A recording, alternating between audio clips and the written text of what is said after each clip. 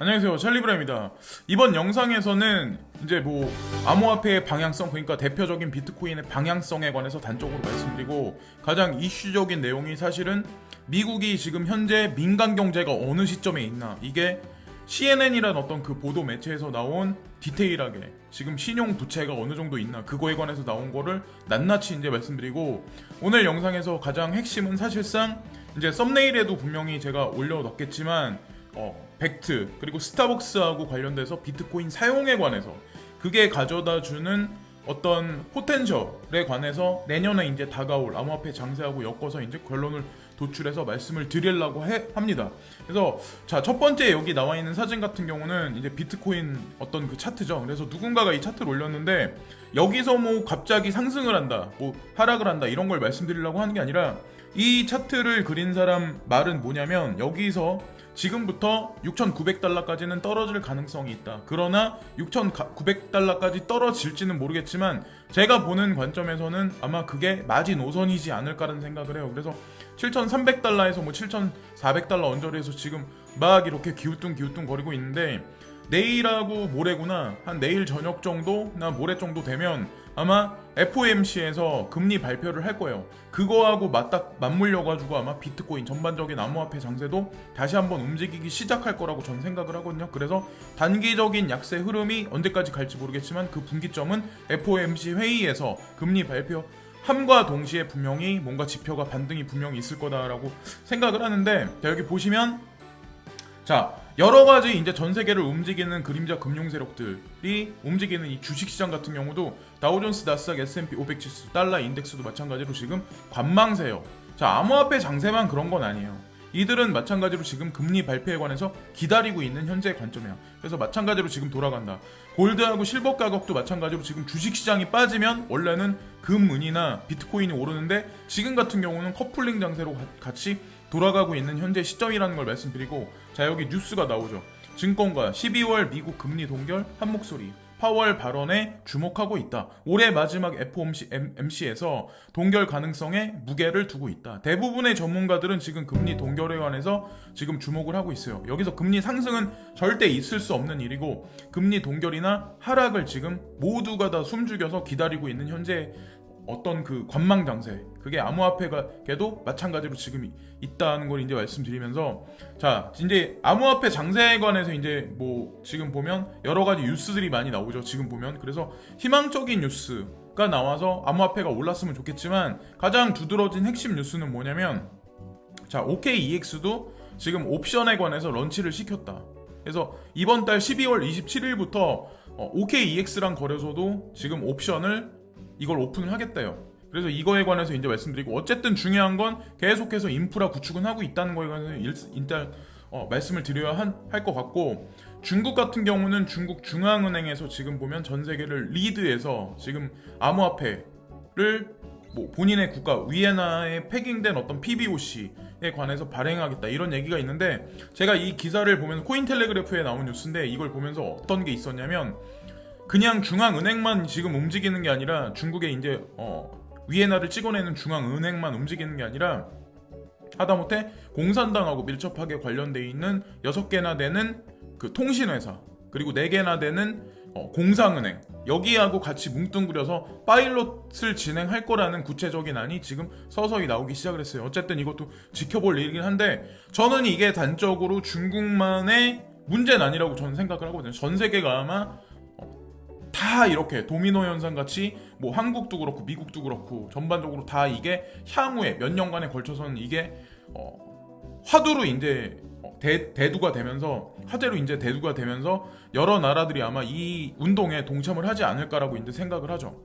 자, 그래서 어떤 사람들은 이제 그런 얘기를 하죠. 자, 중국은 통제하기 위해서 블록체인을 기반으로 한 화폐를 발행해서 그렇게 한다. 근데 전 세계가 마찬가지라는 거죠. 제가 이제 항상 말씀드리지만, 전 세계는 우리 같은 대중들을 올가매고 감시하고 점점 극도로 유토피아 쪽이 아니라 디스토피아 쪽으로 간다고 저는 이제 생각을 해요. 사실 통제된 사회, 그게 이제 핵심 단어라고 이제 생각을 하고, 바이낸스 파트너사가 있는데, 바이낸스 파트너사를 이용해서 지금 암호자산을, 이 신용카드를 이용해서 엔화하고 캐나다 달러를 이용해서 바이낸스에서 암호화폐를 살 수 있다. 이것까지 지금 인프라를 구축을 했대요. 그러니까 제가 계속해서 말씀드리는 건 뭐냐면 암호화폐 장세는 안 올라. 그건 분명히 여러분들한테 실망을 가져다 주는 건 맞는데 어쨌든 OKEX나 지금 보면 바이낸스도 계속해서 인프라는 계속 확장한다는 걸 우리가 이 뉴스만 봐도 알 수 있잖아요. 자, 그래서 그걸 또 말씀드리고 바이낸스 선물 거래가 지금 보면 2.7 빌리언이다. 그래서 정고점을 계속해서 연일간에 계속해서 갱신하고 있는데 여기에다가 추가적으로 iOS, 그러니까 애플폰이죠. 애플 같은 경우도 여기에 이걸 추가시켰다. 이 얘기가 있어요. 애플. 그러니까 안드로이드도 지금 추가됐고 iOS까지 이거 추가됐다. 그래서 개수가 나온 게 바이낸스가 2019년 9월 비트코인 선물 거래를 시작한 이후 바이낸스 선물 플랫폼의 1일 거래량은 37만 개의 BTC를 상회를 했습니다. 그래서 많이 늘어났어요. 현재까지.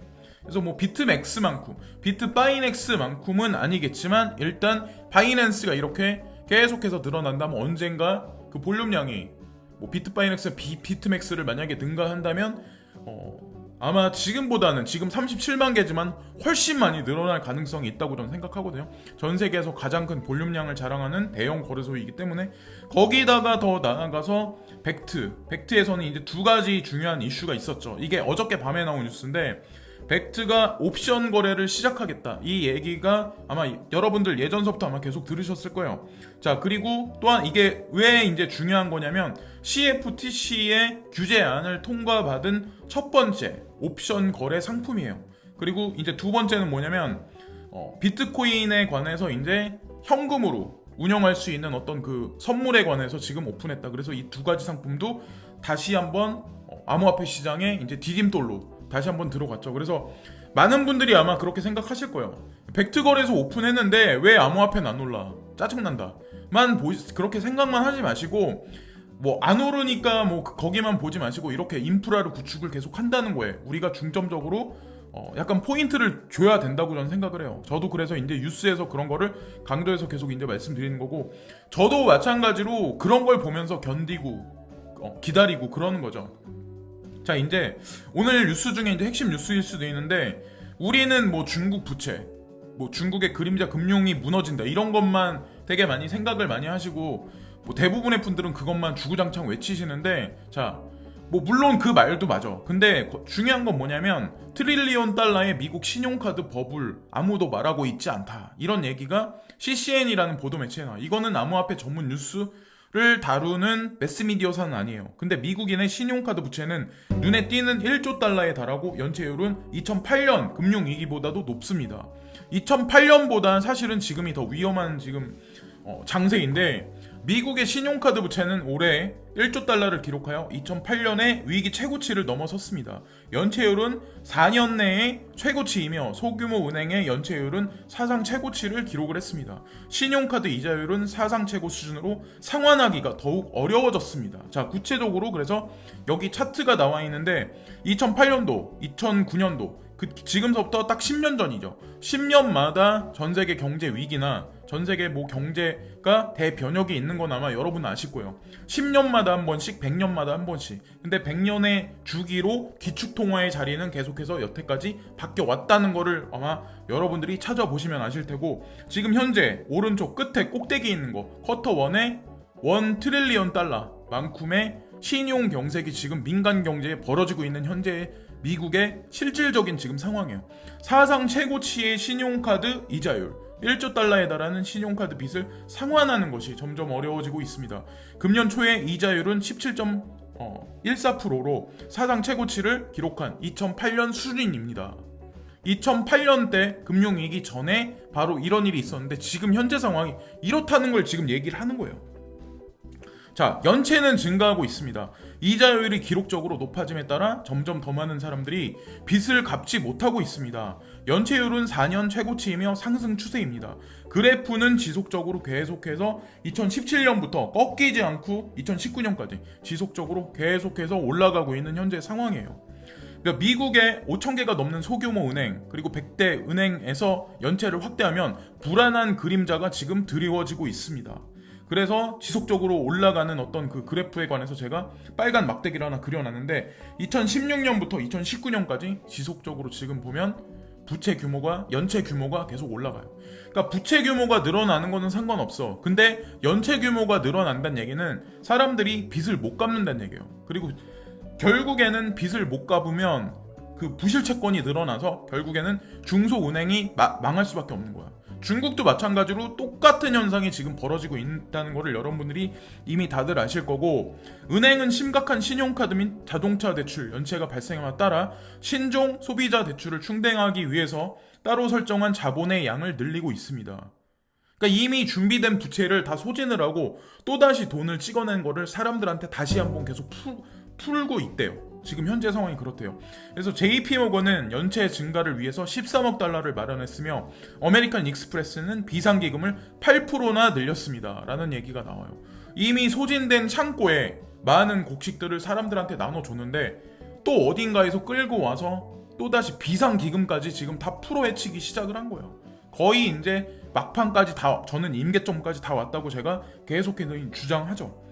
경기 침체가 향후 18개월 안에 나온다는 많은 예측이 있습니다. 이런 얘기가 나오죠.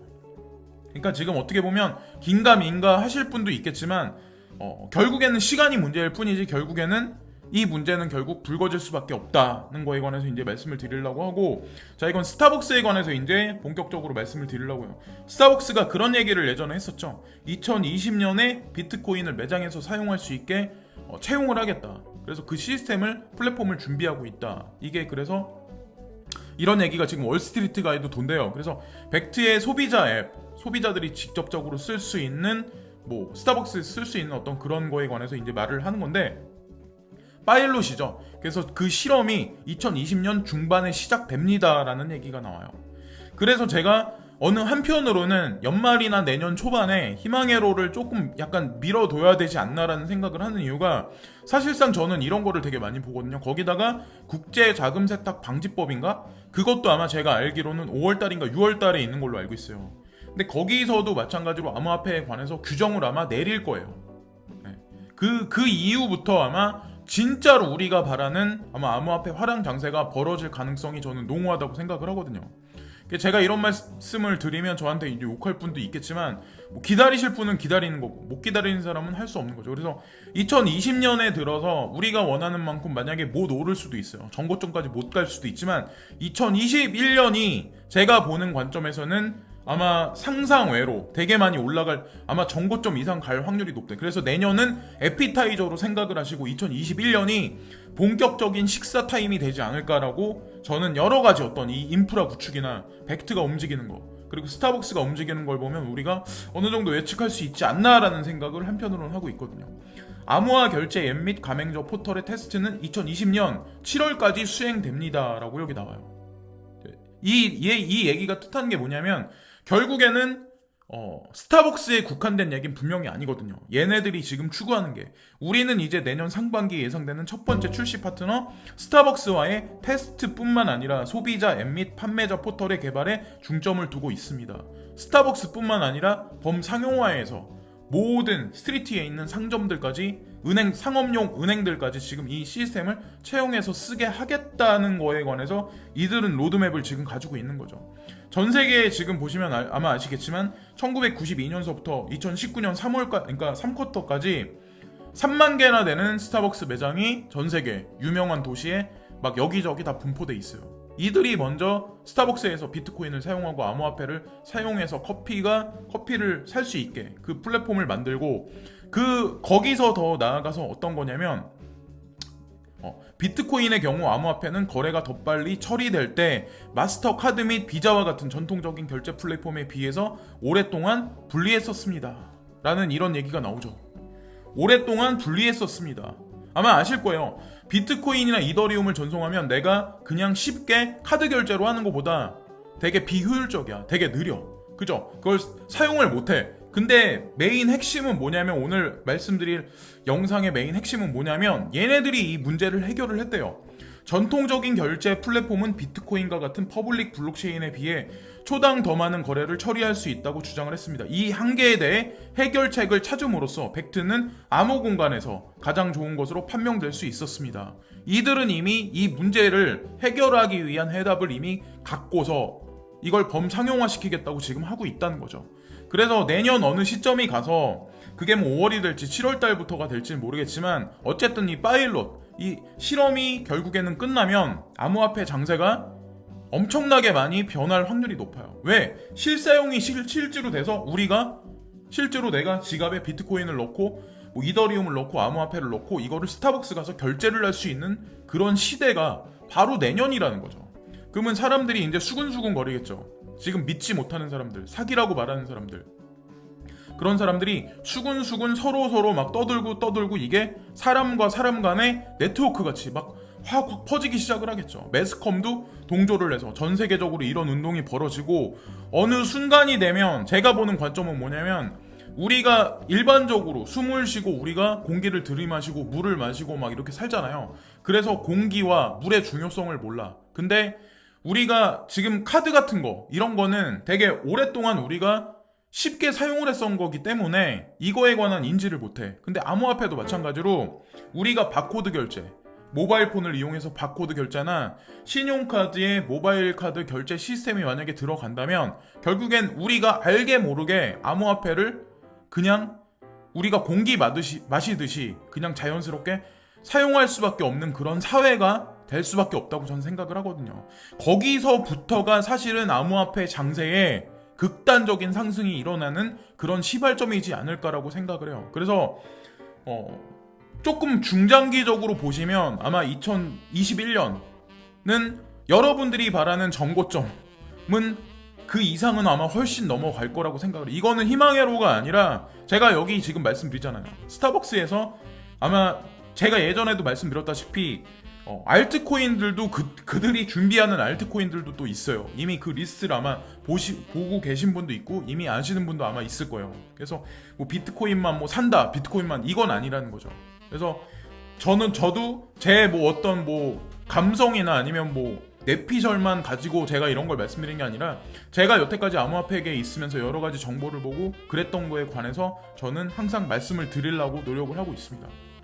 그래서 만약에 궁금한 분들이 계시면 벡트 거래소 뭐 그 거래소와 알트코인들 하고 무슨 관계가 있냐라고 말씀하신 분이 있으면 제가 다음 영상에서 알트코인들 리스트가 됐던 거를 다시 한번 찾아서 리바인하는 의미에서 다시 한번 더 말씀을 드릴게요. 그래서 어느 순간 우리 곁에 범상용화돼서 이렇게 자연스럽게 쓸 수 있는 시대가 되지 않을까가 사실은 결론입니다. 지금까지 찰리 브라운이었고요. 오늘도 시청해주신 모든 분들께 항상 진심으로 감사를 드리고요. 구독과 좋아요 부탁드립니다.